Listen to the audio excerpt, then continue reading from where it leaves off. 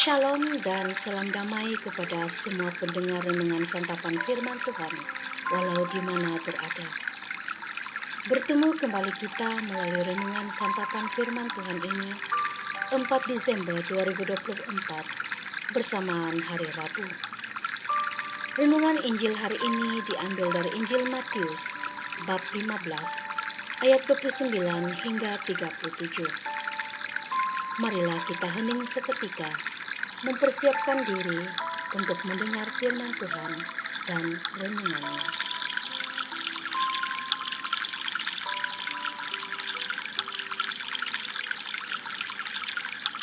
Pada suatu ketika, Yesus menyusur pantai Danau Galilea, lalu naik sebuah bukit dan duduk di situ. Maka datanglah orang banyak berbondong-bondong kepadanya, membawa orang lumpuh, orang timpang, orang buta, orang bisu, dan banyak lagi yang lain. Lalu meletakkan mereka pada kaki Yesus, dan mereka semua disembuhkannya. Maka takjublah orang banyak itu melihat orang bisu berkata-kata, orang timpang sembuh, orang lumpuh berjalan, orang buta melihat, dan mereka memuliakan Allah Israel. Lalu Yesus memanggil murid-muridnya dan berkata, "Hatiku tergerak oleh belas kasihan kepada orang banyak ini. Sudah 3 hari mereka mengikuti aku, dan mereka tidak mempunyai makanan. Aku tidak mau menyuruh mereka pulang dengan lapar, nanti mereka pingsan di jalan." Para murid menyahut, "Bagaimana mungkin di tempat sunyi ini kita mendapat roti untuk mengenyangkan orang banyak yang begitu besar jumlahnya?" Kata Yesus kepada mereka, "Berapa roti ada padamu?" 7, jawab mereka. "Dan ada juga beberapa ikan kecil." Yesus lalu menyuruh orang banyak itu duduk di tanah. Sesudah itu ia mengambil ke-7 roti dan ikan-ikan itu. Ia mengucap syukur, membagi-bagi roti itu, dan memberikannya kepada para murid. Lalu para murid membagikannya kepada orang banyak. Mereka semuanya makan sampai kenyang. Kemudian potongan-potongan roti yang sisa dikumpulkan, 7 bakul penuh. Injil Tuhan.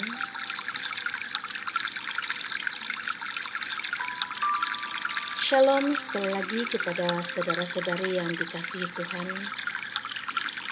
Mendengar firman Tuhan pada hari ini, saya teringat peristiwa pada tanggal 7 November 2024, di mana bapak saya telah dimasukkan ke ward hospital karena mengalami pertumbuhan di injak jantungnya yang telah ditukar pada sekitar tahun 2017 melalui suatu pembedahan. Dan kisah ini telah saya fungsikan juga di audio renungan firman Tuhan ini pada 16 November yang lalu.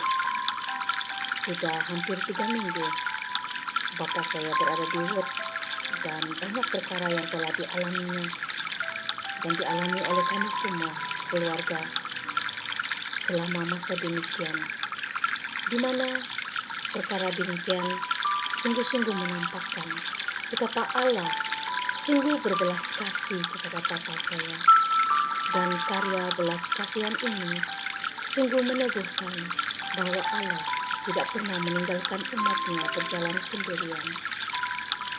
Namun terkadang pikiran manusiawi membuatkan perkara ini sepertinya Allah membiarkan umatnya bersendirian, sehingga kekhawatiran yang melampau menguasai diri. Saudara-saudari, bacaan Injil hari ini mengisahkan tentang belas kasihan Tuhan. Hati Yesus tergerak oleh belas kasihan, sehingga ia mengerjakan 2 mukjizat sekaligus, yakni menyembuhkan orang sakit dan menggandakan roti. Belas kasihan mendorong Yesus untuk menyembuhkan orang-orang sakit dan memberi makan kepada orang-orang lapar. Dengan mengerjakan dua mukjizat ini, Yesus memenuhi keperluan dasar manusia, baik jasmani maupun rohani. Dua mukjizat ini merupakan tanda hadirnya kerajaan Allah di dunia ini. Mukjizat penggandaan roti dapat dimaknai juga sebagai perjamuan Ekaristi yang menginspirasikan kita untuk hidup berbagi dengan orang lain, terutama saudara-saudari yang memerlukan pertolongan.